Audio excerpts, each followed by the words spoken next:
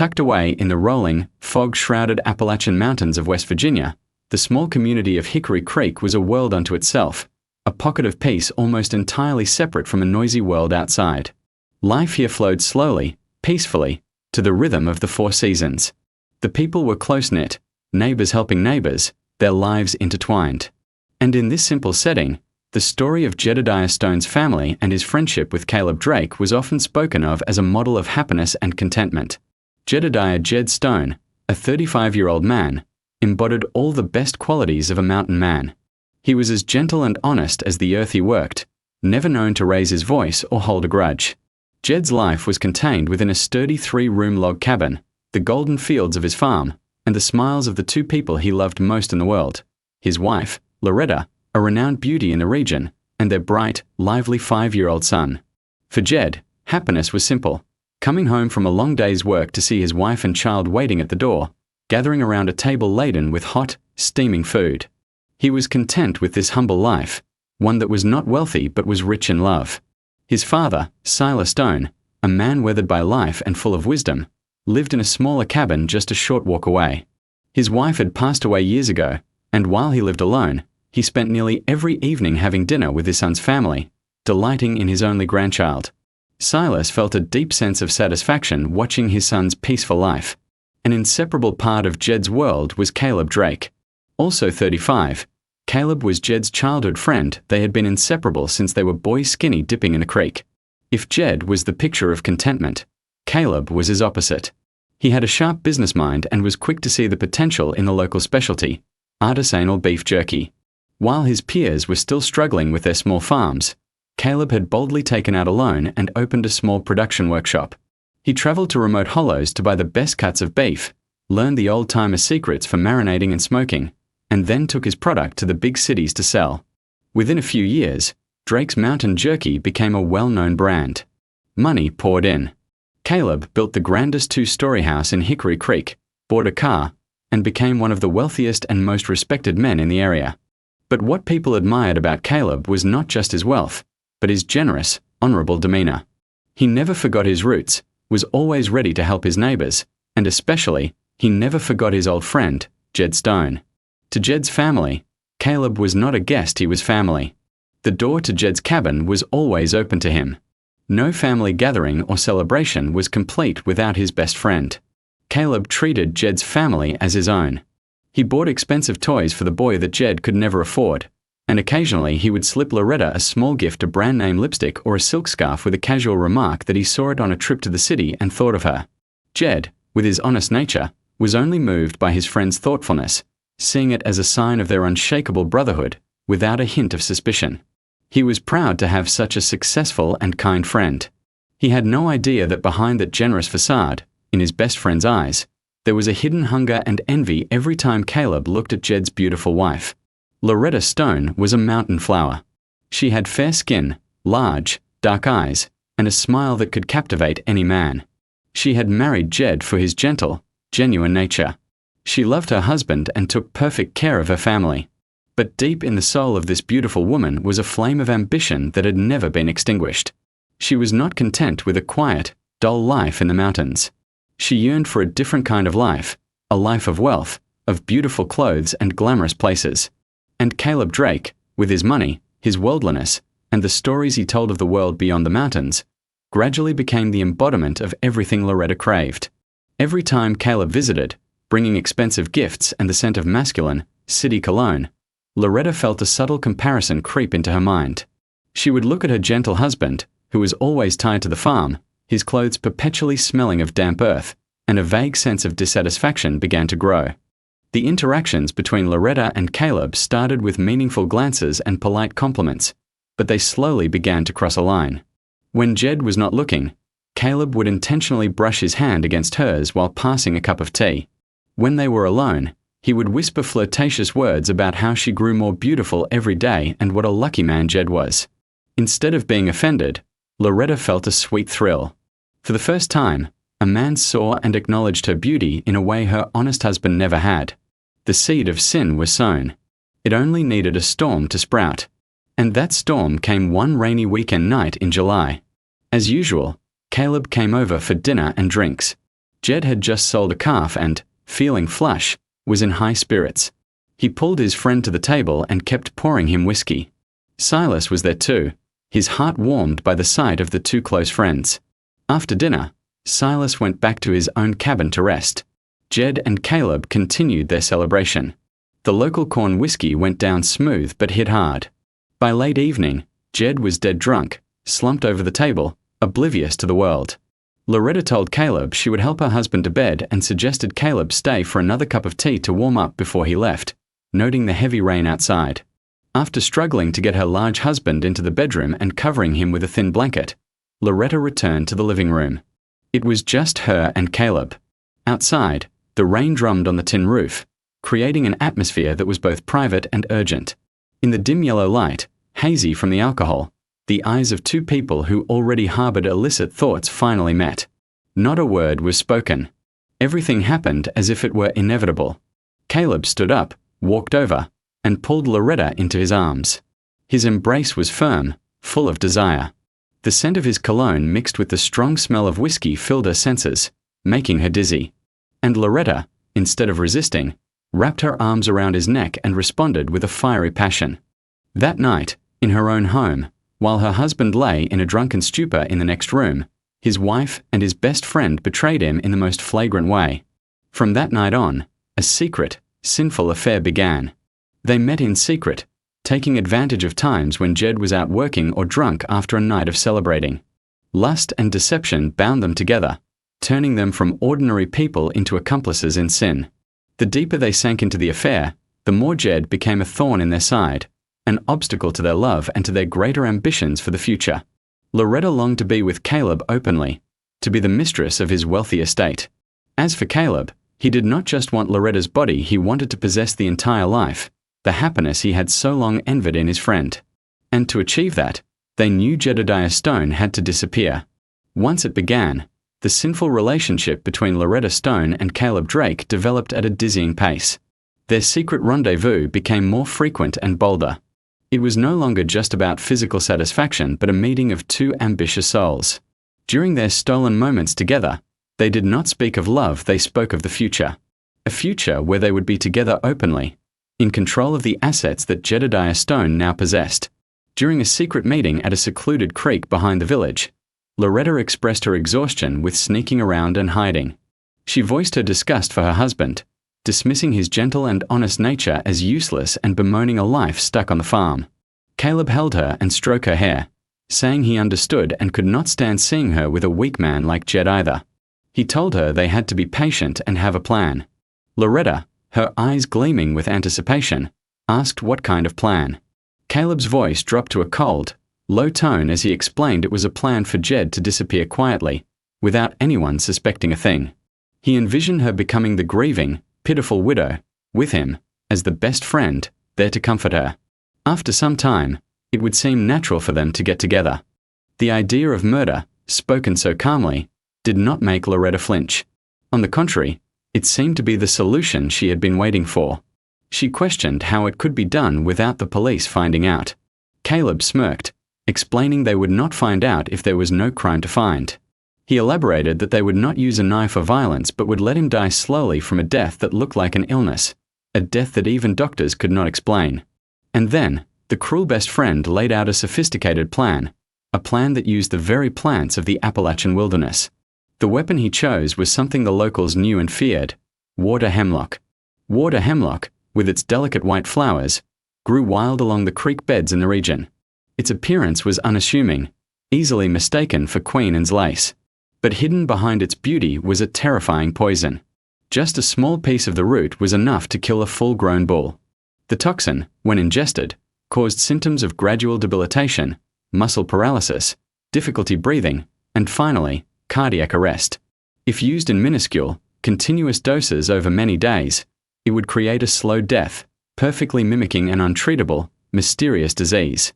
Caleb explained his plan to find the root, crush it, dry it, and grind it into a fine powder. He instructed Loretta to secretly put a tiny amount, no bigger than a grain of sand, into Jed's food or drink each day. He noted that Jed's habit of drinking a shot of herbal-infused whiskey every night for his health was their best chance.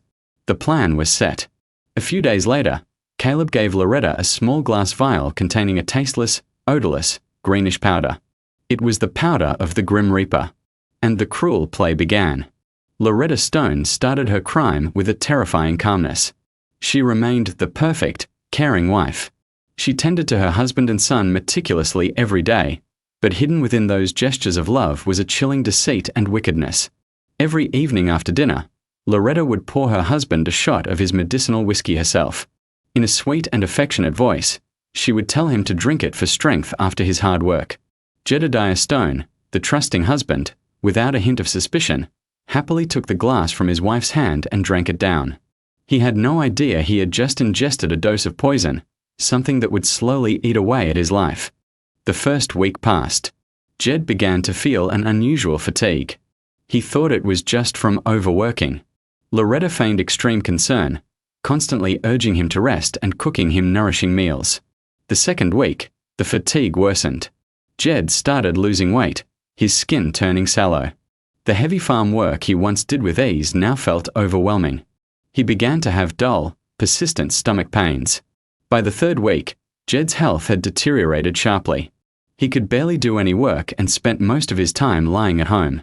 His skin became jaundiced, and his breathing grew labored. Silas Stone, Jed's experienced father, began to feel that something was terribly wrong. His son, who had always been as strong as an ox, could not just collapse like this. He urged Loretta to take Jed to the county hospital. The doctors at the county hospital, after running numerous tests, could not find the cause. They diagnosed him with severe exhaustion, possibly from a strange virus, gave him some vitamins, and advised the family to take him to a bigger hospital in the city. Throughout Jed's illness, Caleb Drake was a constant presence. He played the part of a devoted friend perfectly. He neglected his own business to stay by Jed's side, offering words of encouragement. He bought the most expensive supplements and sought out the best herbalists in the area. He also showed great concern for Loretta, constantly reassuring her that if anything happened to Jed, his friends would not abandon her and the boy. Silas, though grateful for Caleb's help, could not shake a feeling of unease with his old man's intuition. He noticed the way Caleb's eyes lingered on his daughter-in-law with an excessive concern, and Loretta's own worry, though well acted, felt forced, her sadness not genuine. The old father's heart began to harbor a vague, terrifying suspicion. In the fourth week, Jedediah Stone was a shadow of his former self. He was nothing but skin and bones, gasping for breath on his bed. He knew he would not make it. In his final moments, he gripped his wife's hand, whispering that he did not think he would pull through and for her to stay strong and raise their son. Loretta hugged her husband and sobbed, but they were tears of joy, of liberation. Their plan had succeeded perfectly. That evening, after more than a month of being slowly and cruelly poisoned, Jedediah Stone took his last breath in the arms of his wicked wife. He died never knowing he had been betrayed in the most brutal way by the woman he loved and the man he called his best friend. The death of Jedediah Stone, a man in the prime of his life, struck the peaceful community of Hickory Creek like a thunderbolt. The news spread quickly, bringing with it a profound sense of shock and sorrow. No one could believe that a man as strong as Jed, who just a month ago was hauling heavy feed sacks on his shoulders, could be gone so suddenly. Inside the log cabin, the sound of Loretta Stone's anguished cries tore through the silence of the mountains. She knelt beside her husband's body, wailing tragically, repeatedly beating her chest and crying out in despair. Her performance of a grief-stricken widow was flawless. Silas Stone, Jed's father, sat silently in a corner, his back slumped as if the weight of a mountain had been dropped on him. The pain of losing his son was so suffocating he could not even shed a tear. He just sat there, his old, cloudy eyes staring at the pale, gaunt face of his ill-fated son. Caleb Drake was one of the first to arrive. He rushed into the house, his face a mask of shock and devastation. Seeing his best friend's body, he collapsed, clutching Jed's legs and sobbing uncontrollably, questioning why this happened and lamenting their plans to get rich together. Caleb's grief looked even more real than Loretta's. He slammed his fists on the floorboards, howling senselessly. The local coroner arrived. After a preliminary check, seeing that Jed had stopped breathing and his pupils were dilated, he concluded that Jed had died from a wasting sickness after a long period of physical decline. In these mountains, sudden, unexplained deaths were not unheard of.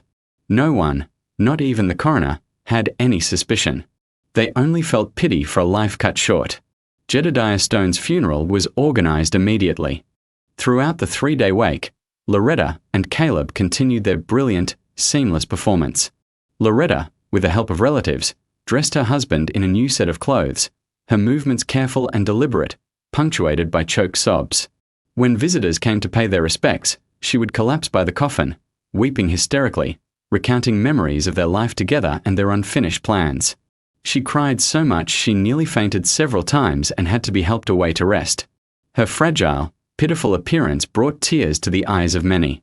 They looked at the young widow with a mixture of sympathy and admiration for her strength. Meanwhile, Caleb Drake played a different role. He became the family's pillar of strength. He no longer wept hysterically. Instead, he suppressed his grief to manage the entire funeral. From arranging the preacher to buying the coffin and organizing food and seating for guests, he handled everything. He ran around tirelessly, his face gaunt from lack of sleep, but always trying to appear strong. He comforted Silas and supported Loretta whenever she stumbled. He held Jed's young son, soothing him with loving words, telling the child his daddy was just on a long trip and that Uncle Caleb was there to take care of him and his mama, saying it for everyone else to hear as well. Caleb's actions were praised by all. They remarked on what a good friend Jed had, what a precious friendship it was. They believed that with Jed gone, his family would not have to worry too much with such a righteous brother by their side. There was only one person, just one, who, despite his overwhelming grief, could not shake a growing sense of unease. That was Silas Stone. With the life experience of a man who had seen almost everything, Silas saw things others missed. He felt his daughter-in-law's grief, though dramatic, was somehow exaggerated. Her fainting spells always seemed to happen when the most people were watching, and her tears could be turned on and off at will. And he watched Caleb Drake. He could not deny that Caleb had helped the family immensely, but his devotion seemed to cross the line of normal friendship. When Caleb's hand supported Loretta, it seemed to linger, to touch her in ways that were too familiar. The look in his eyes was not that of a man comforting his grieving sister-in-law, it was the look of a man looking at his woman. A look of possession and satisfaction. And there was one small detail that haunted Silas's mind. It happened on the last night before Jed's burial. According to custom, the family holds a vigil all night by the coffin. Around 2 a.m., when most were exhausted and dozing, Silas was still awake, silently watching over his son. He saw Loretta and Caleb sitting together in a corner, thinking no one was watching. He saw Caleb reach out and take Loretta's hand under her mourning shawl. And Loretta, instead of pulling away, squeezed his hand gently. They exchanged a look. It was not a look of shared sorrow.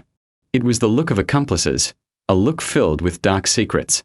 That moment, though it lasted only a few seconds, felt like a knife twisting in the old father's heart. A terrible suspicion, a theory he never dared to consider, began to form in his mind. Something was wrong. Something was definitely wrong. He began to wonder if his son's death was from a sickness at all. The funeral ended, and Jedediah Stone was laid to rest. Life in Hickory Creek seemed to return to its normal rhythm. But for Silas, the following days were filled with torment and doubt. He decided not to voice his suspicions to anyone.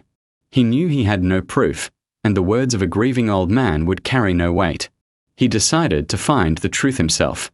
After the funeral, Silas returned to his small cabin, but his mind was always on his son's house.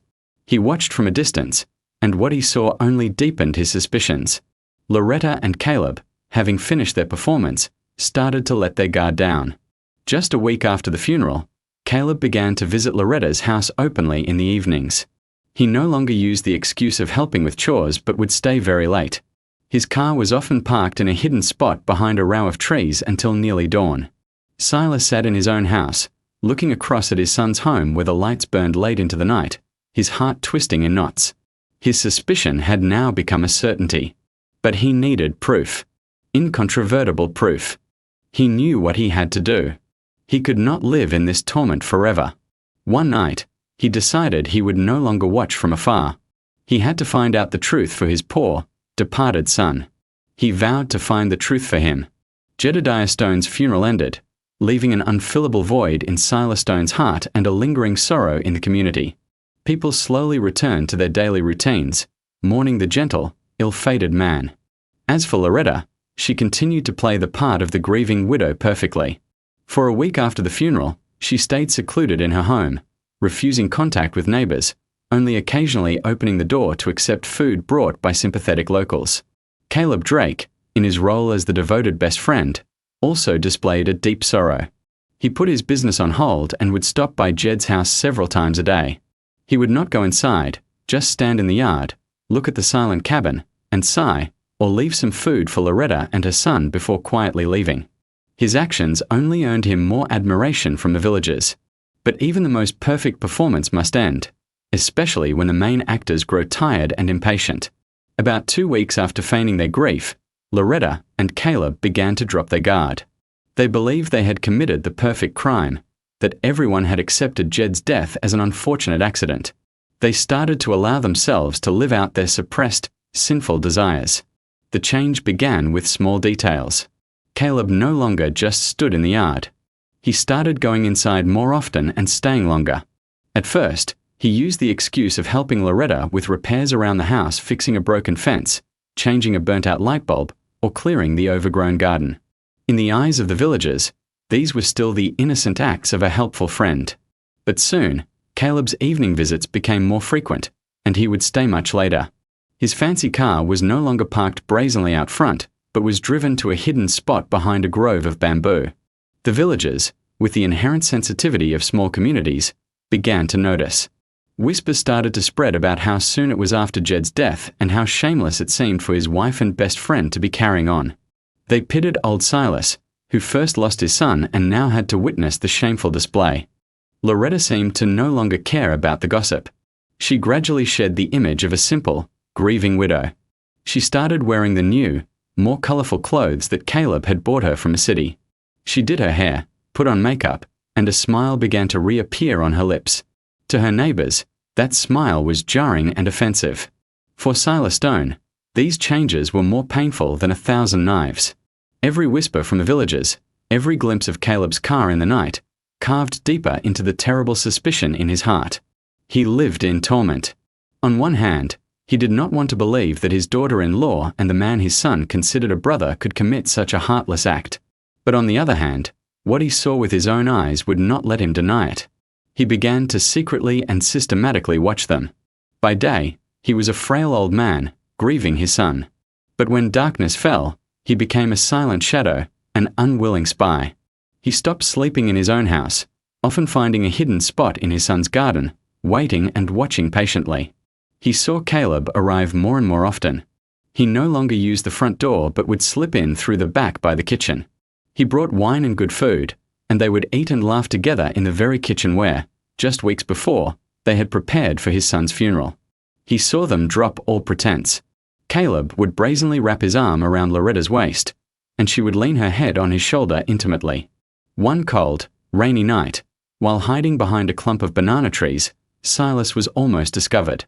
He accidentally stepped on a dry branch, making a small cracking sound. Caleb immediately tensed, got up, and went to the window, his eyes scanning the dark garden as he muttered about a strange noise. Silas held his breath, his heart pounding. He stood motionless in the darkness, soaked to the bone by the rain. Luckily, after a moment, Caleb saw nothing and went back inside.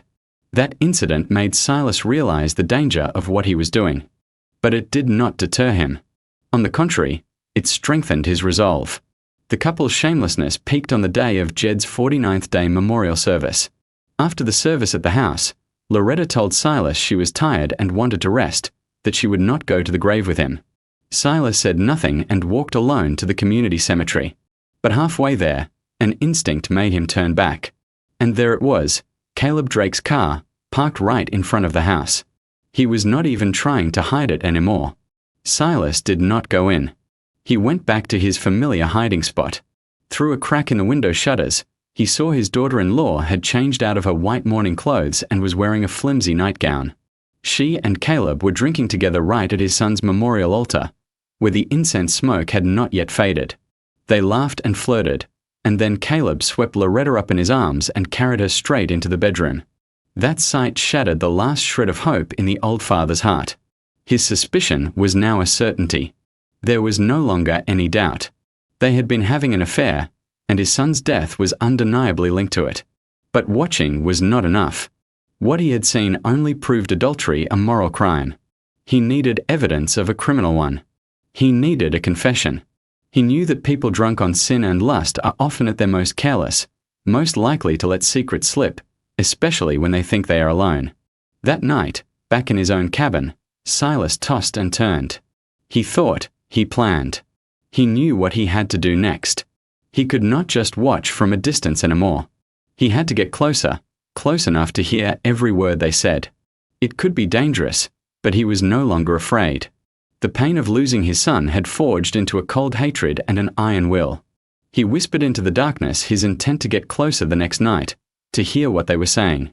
Night fell on the village, bringing with it the characteristic chill of the high mountains. Fog began to blanket the hillsides, creating a scene that was both serene and slightly eerie. For Silas Stone, this would be the longest night of his life, a fateful night where he would have to face the truth, no matter how cruel. As he had predicted, around 8 p.m., Caleb Drake's car once again rolled quietly into the village and parked in its usual hidden spot. From his own small cabin, Silas watched, his heart tightening, but his old eyes glinted with steely resolve. He waited patiently until the village was deep in sleep, until the last lights were out, leaving only the chirping of crickets and the sound of wind whistling through the mountain passes. Around 11 p.m., Silas silently left his house. He did not take the main path but slipped through the back trails, moving through the darkness like an experienced hunter. A lifetime in the mountains had taught him how to walk without making a sound. His target was his son's house specifically, the space underneath the bedroom, where he knew the adulterous couple was. The understory of the local cabins was often left open, used for storing firewood or farm tools, surrounded by a sparse lattice. It was the perfect hiding place. Silas held his breath, carefully moving through the garden, avoiding every dry twig. When he reached the foundation of the cabin, he gently squeezed through the lattice and lay flat on the cold, damp earth. From this position, through the cracks in the wooden floorboards above, he could hear the sounds from the room quite clearly. He heard laughter, the clinking of glasses, and other shameful noises that made his heart feel like it was being squeezed in a vice. He bit his lip until it bled to prevent himself from making a sound. He lay there in the dark, in the cold night dew, and waited. Time passed excruciatingly slowly. 1 hour, then 2. Above, all sounds had ceased. Perhaps they were asleep. Silas began to feel the cold seep into his bones, but he did not move. He knew he had to wait. The darkest secrets are often revealed in nightmares, in delirious sleep talk. And then, around 2 a.m., his patience was rewarded. A terrified, blood-curdling scream from Loretta suddenly pierced the night silence from the bedroom above, pleading for help and for someone not to kill her. It was followed by Caleb's sleepy, annoyed voice, asking what was wrong and if she was having that dream again. Loretta, her voice trembling and mixed with sobs, said she saw him. She described him standing at the foot of the bed, pale with wide eyes, reaching out to choke her. She told Caleb she was terrified. Lying beneath the floor, Silas's heart nearly stopped. He strained his ears, trying not to miss a single word. Above, Caleb was trying to soothe his lover, telling her it was just the same dream and that she was thinking about it too much. He reassured her that it was over and nobody knew anything. But Loretta continued to cry in terror, saying she kept dreaming he had come back for revenge. She confessed her fear that because he was dead, he must know she poisoned him and had returned to get her. The confession was out. An unintentional confession in the panicked state of a murderer tormented by her conscience. Lying on the ground, Silas's entire body went rigid, as if turned to stone. His ears were ringing. Though he had prepared for the worst, hearing the word poisoned from his daughter-in-law's own lips still shattered his world. His son had not died of an illness. His son had been murdered. Murdered by his own wife and his best friend. Caleb's voice from above was now tense and worried, likely afraid the neighbors would hear, as he urged her to keep her voice down. He reminded her that only the two of them knew about that and that no doctor could find a poison like water hemlock. He told her she was worrying for nothing, that Jed deserved to die so they could be together. Caleb's words were like more knives stabbing into the old father's heart. They had not just killed his son, they were desecrating his memory. To them, Jed's death was a liberation, something to be celebrated. Silas lay there, in the dark and the cold, tears streaming down his face. They were tears of pain, of rage, and of helplessness. He wanted to rush up there, to scream, to kill the wicked couple with his own hands to avenge his son. But reason held him back. He knew he could not act blindly. He had to live, to bring this truth to light, to let the law punish them. After a while, Caleb seemed to have calmed Loretta down. The room above fell silent again. But for Silas, the night was no longer quiet. It was filled with the horrifying sounds of a crime. He had to get out of there. He carefully, slowly, backed out from under the cabin. Every movement was now agonizingly difficult. His body was stiff from the cold and the immense shock. But the will to avenge his son gave him strength. He made it out of the garden undetected. He did not go home. He wandered through the night, his mind reeling. The image of his gentle son and the confession of the murderous couple tormented him. As dawn approached, Silas finally returned to his small cabin. He was no longer a frail, grieving old man. He had become a different person. The pain had turned into a cold fury and a steely determination. He knew exactly what he had to do. That morning, he did not go out to the fields. He went into his room and put on his best clothes, the ones he only wore for holidays. Then, without a word to anyone, he locked his door and began the 6-mile walk to the county bus station. He bought a ticket for the earliest bus to the state capitol. He had to go to one place, the headquarters of the West Virginia State Police. The West Virginia State Police headquarters, an imposing building in the state capitol, rarely received a citizen walking in to report a crime directly. Cases were usually handled at the local level first. But that morning, the appearance of Silas Stone, a rugged old farmer with an unusual fire in his eyes, caught the attention of the front desk officer. Silas was led to the office of Detective Sergeant Marcus Thorne, a renowned investigator known for his sharp mind and his ability to crack the most complex cases. Sergeant Thorne invited the old man to sit, pouring him a cup of warm water himself.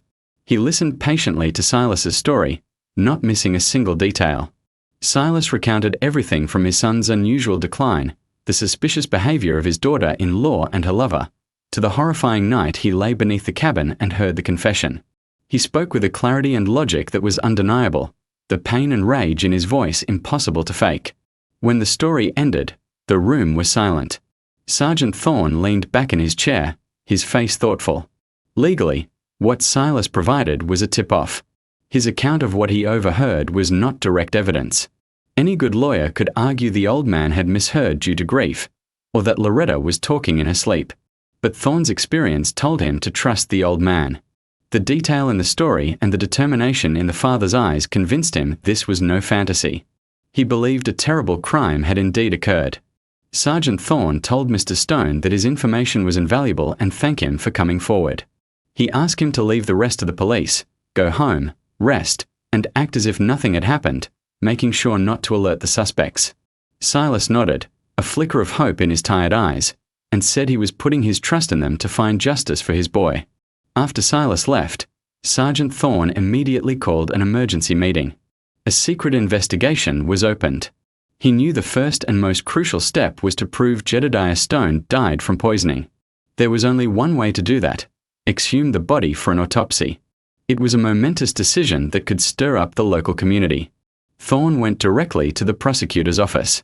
Based on the credible tip and the suspicious circumstances of the death, an exhumation order was quickly approved. 3 days after Silas's fateful trip, a convoy of state police vehicles quietly drove into Hickory Creek. The sudden arrival of dozens of officers, an ambulance, and forensic vehicles caused a huge stir. Villagers gathered, whispering, wondering what was happening. The team, led by Sergeant Thorne himself, along with a representative from the prosecutor's office, went straight to Loretta Stone's house. Caleb Drake happened to be there.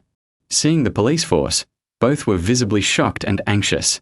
Sergeant Thorne formally informed Loretta that the state police had reason to believe her husband's death was suspicious and presented an order from the prosecutor to exhume the body for a forensic examination. Hearing the word exhume, Loretta's face turned white as a sheet. She began to wail, reprising her role as the pitiful widow, shrieking about how they could do this and why they could not let her husband rest in peace, refusing to allow it.